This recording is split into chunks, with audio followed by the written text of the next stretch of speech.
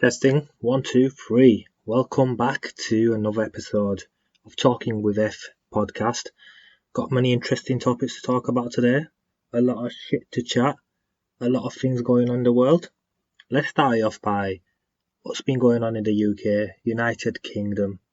Well, they're saying that coronavirus has made a big comeback.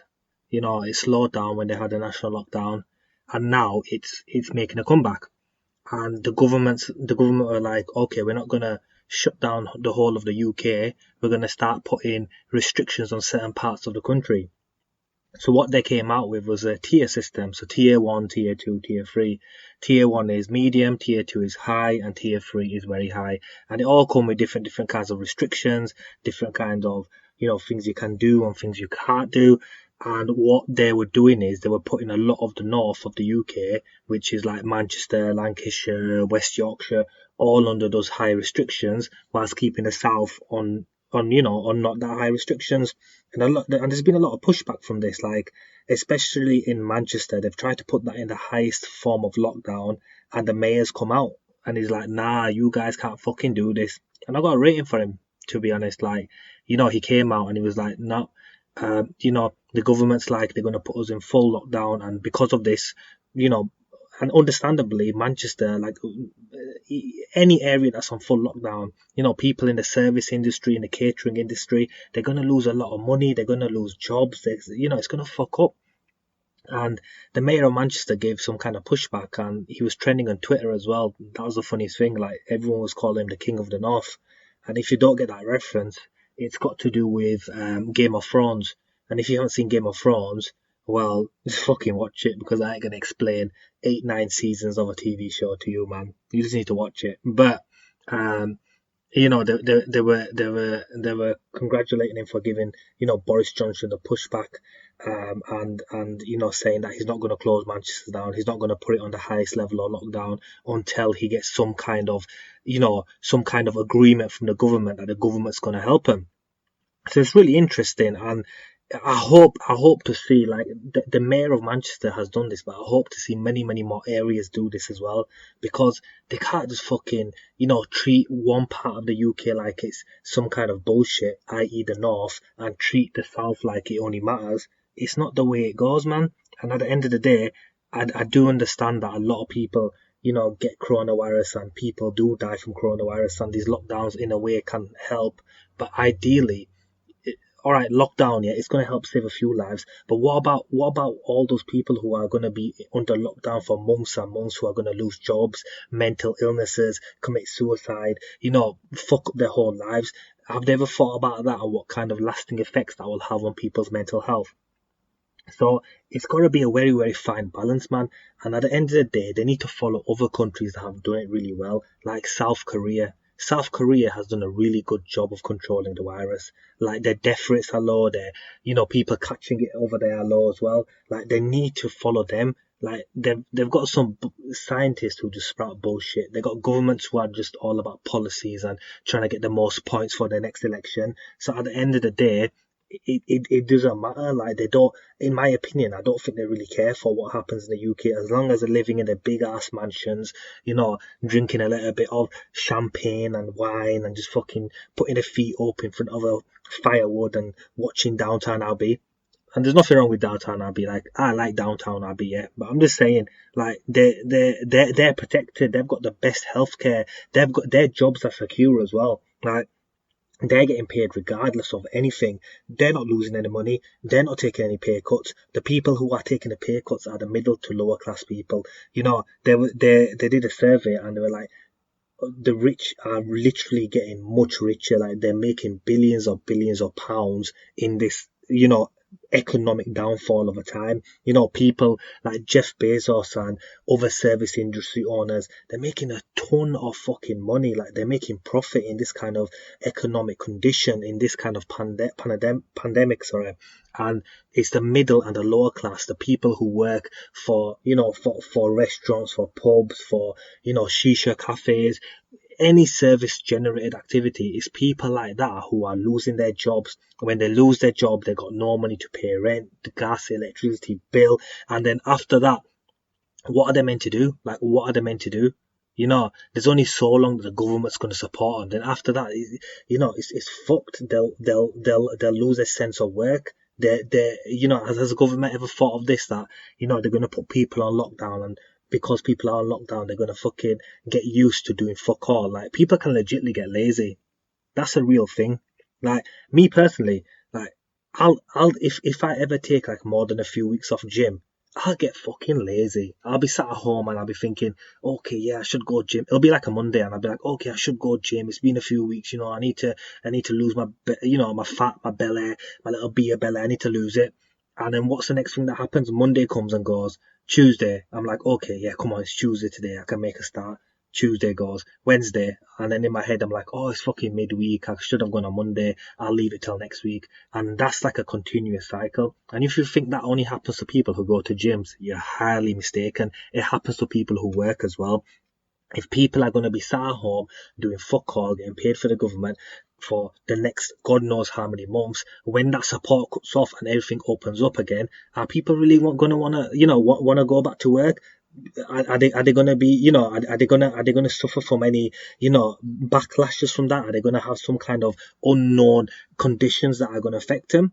Who knows? Like, another good example is working from home. You know, when the government introduced, when the coronavirus basically went ballistic in the UK, the government said to all companies, if you can, try to accommodate working from home. Now, a lot of people, when they first started hearing this shit, they were like, oh, what do you mean working from home? You know, I can't do that. A workplace is a workplace and a home place is a home place. 2-3 months later, everyone who's working from home loves it. Absolutely loves it. And, you know, they did a survey and it's like 80% of people working from home now would prefer to stay that way. And why wouldn't they? They're saving money on travel, you know, food that they have to buy, coffee, snacks, all of that shit adds up. And if they're saving that by just working from home, they're going to obviously do that. And I think it's just all going to shit slowly, man. Like, we need someone like the mayor of Manchester. You know, forgive me for not remembering his name, but he's a fucking gangster. He's a gangster, and we need more people like that to stand up to the government. Because, in my opinion, Boris Johnson is just chatting absolute bullshit. And we'll just see what goes on. We'll just see what goes on, and see how it goes. But let's get to some more interesting topics. So, check this, yeah. I'm at home, and I'm just bored as fuck, and I decide to watch a documentary.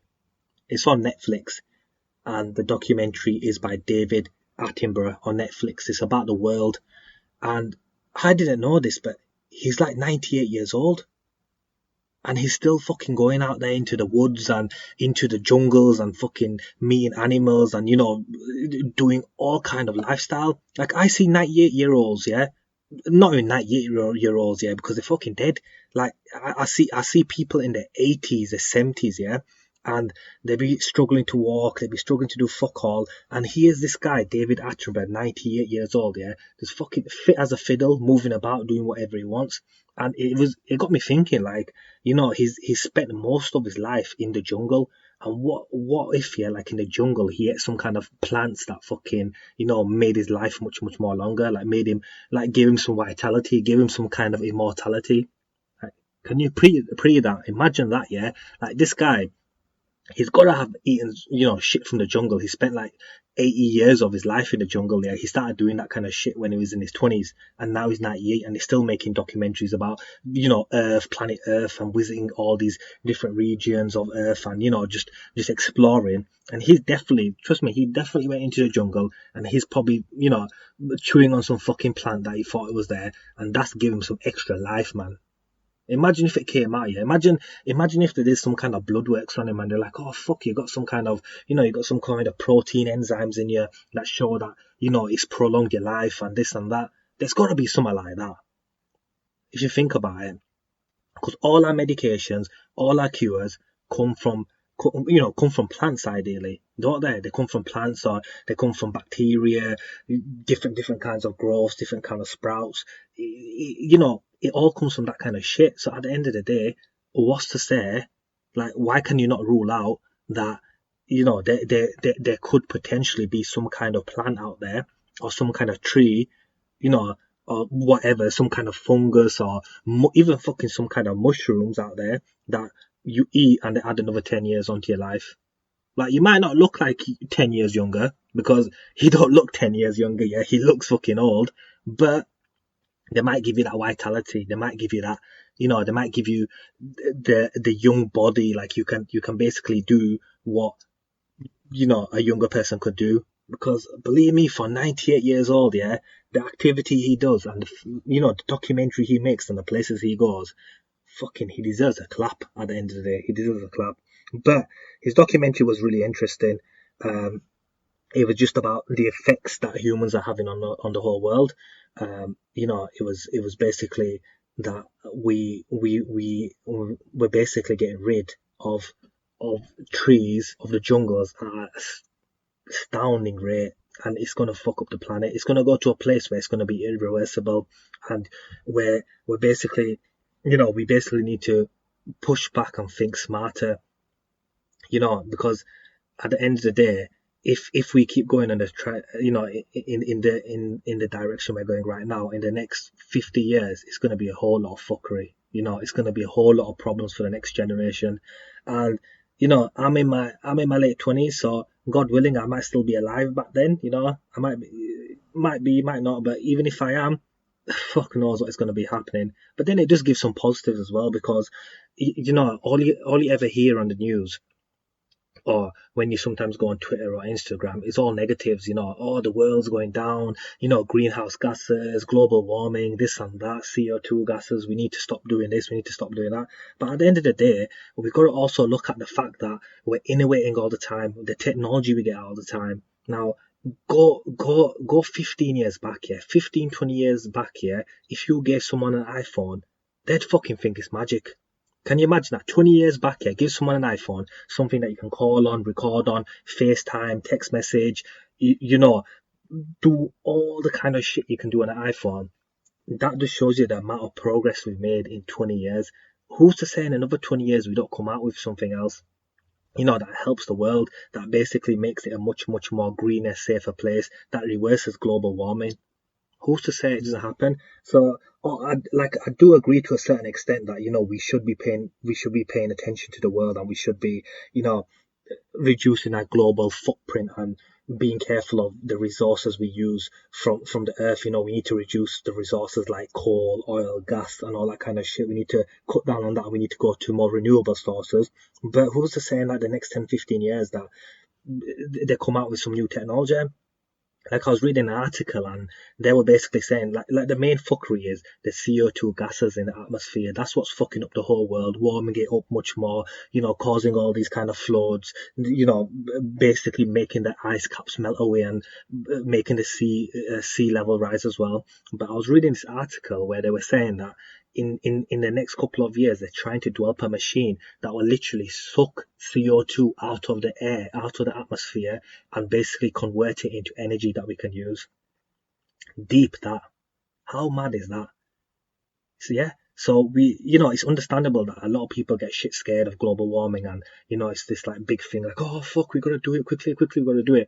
But I do understand we do have to do it, but look towards the future as well. Look towards innovators who are going to come out with new technologies that are going to help the world. And these people who do come out with it, what do you think they're going to do? They're going to become billionaires, millionaires, trillionaires. They're gonna definitely help all the world. And I was thinking in that kind of area, and how humans basically, like, what do you call it, like source natural resources from the earth, like go after oil and gas and coal. They basically dig it up and everything. And I was thinking in like perspective, like, everyone talks about artificial intelligence, like it's coming and it's already here to a certain extent, and over the next couple of years it's going to become better and better. And artificial intelligence is basically machines being able to think for themselves, being able to take actions for themselves as well. And I think in the future it's going to be AI are going to be mining humans, data mining humans. And what do I mean by that? What do I mean by AI data mining humans? So just like humans get resources from the earth like oil, gas, and coal to use for their everyday life, that's what AI is going to be doing to humans. They're going to be doing data searches on human to see what kind of what kind of websites they visit, what things they look at, what things interest them, and they're going to start selling that to the highest bidders. It happens to a certain extent now on Twitter, Facebook, Instagram, all those media social sites, even YouTube, Google. It happens. Like you'll be searching for, you'll be searching for something that you wanna, you're interested in. It might be a fucking horse, and next thing you know, you log in the next day and they're showing you all kinds of different kinds of horses. Oh yeah, look at this toy horse, or look at this real horse. And that's what AI is going to be doing in my opinion in the future. They're going to be, they're going to be tracking humans, and they're going to build a little, like, society where they track humans hundreds of thousands at a time, see what kind of websites they go to, see what kind of things interest them. They're going to collate all that data, gather it up, and then they're going to store it into a database. And once it's stored into a database, they're going to start selling it to the highest bidder. And that's how they're going to start making money. And AI, artificial intelligence, is basically it's a robotic life form. That's what it is. And we always talk about, who's going to be the first trillionaire, who's going to be the first, next whatever.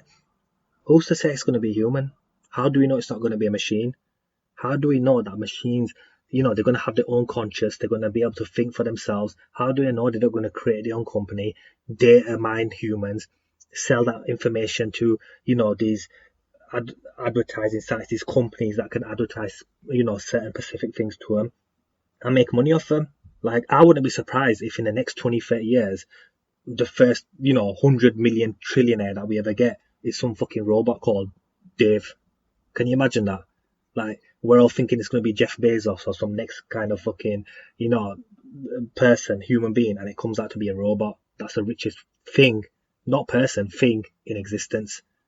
And they start building like a society for them. They start building their own cities for them, where only AIs can live. And before you know it, they're fucking coming after the human race, and they wanna protect us, but we're thinking they wanna destroy us, and we go to war against them, and then we block the sun out because they get all the energy from them. And before you know it, we're in a machine, and they're dating. They fucking got us all capsuled up and taking energy from us. And that, my friends, is the Matrix.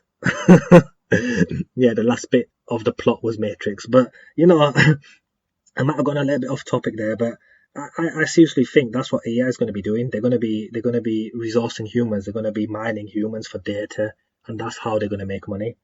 But we'll see. We'll see what happens in 20, 30 years time. Like this all this shit I'm saying is going to be on the internet. We'll see what pops up in 20, 30 years time.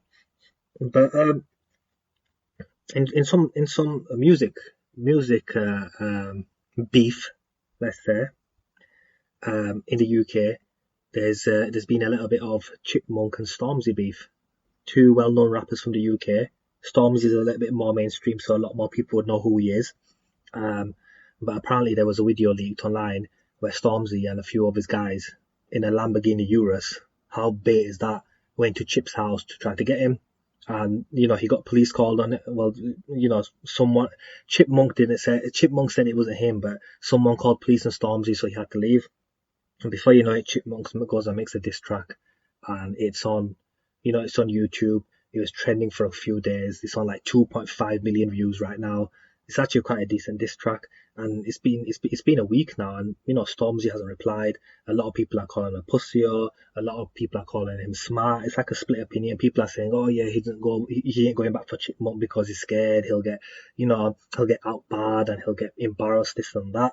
And then some people are calling him a genius by saying, oh yeah, he fucking knows what he's doing. He doesn't feel like he needs a response to Chipmunk. But in my personal opinion, I think he needs to come back. He needs to come back with something hard. And the reason why I say that is because I need some fucking entertainment in 2020 right now, because I'm bored as fuck. But we'll see how that develops, see what happens, see what new kind of beefs they come out with. If it's all healthy and it's all contained to music and nothing gets out into the streets, I'm all for it. Why not? It provides some kind of entertainment, a back and forth. You can judge who's the better lyricist, who's got the better lyrics, who can spit better bars, deliver more punchlines, and we can see what goes on like that as well. But the maddest thing as well was like overseas, over the pond, to my American fans. I'm sure a lot of you have heard, but Tory Lanez has been charged with shooting Meg the Stallion. So if you guys don't know, a couple of months ago it came out, I think it was by TMZ or World Star Hip Hop, that Tory Lanez was in a club with Megan, and they had some kind of altercation, and Tory Lanez like shot her twice in the foot. And a lot of people thought it was kind of bullshit until Meg the Stallion came out and she confirmed it. She was like, yeah, he shot me in the foot and everything. And then a few weeks later, he got charged for it. And he's been charged in America, I believe. And they don't play around with fucking sentencing. Like, if he's found guilty of, fucking shooting, he could go to prison for 20 to 25 years. And not the funniest, but the maddest thing is he's been really quiet about this whole situation. He hasn't come out, he hasn't told his side of the story. So, everyone thinks he's guilty. But what I say is never pass judgment before that person has actually been found guilty by the courts. And I think that's a mistake what a lot of us make, in this kind of culture that we live in nowadays, where we judge a person before there's any proof or anything to show that that person actually did it. So I would say, leave him for it now. See what happens in a few months when his court hearing fully gets over with. If he's found guilty, then fuck him. He shouldn't be shooting females in the foot. He should go straight to prison and spend God knows how many years. And if he's not guilty, I believe you all should back up off him and owe him an apology. And that's how it should go. But we'll see what happens. And I'll keep you guys updated on the story. But thank you for listening this week, guys. Follow me on my socials, Talking with F. I'm on Twitter, Facebook, Instagram, all of them. Go and subscribe to my YouTube channel, Talking with F Podcast. Like, comment, and share. And I shall see you guys next week. Bye bye.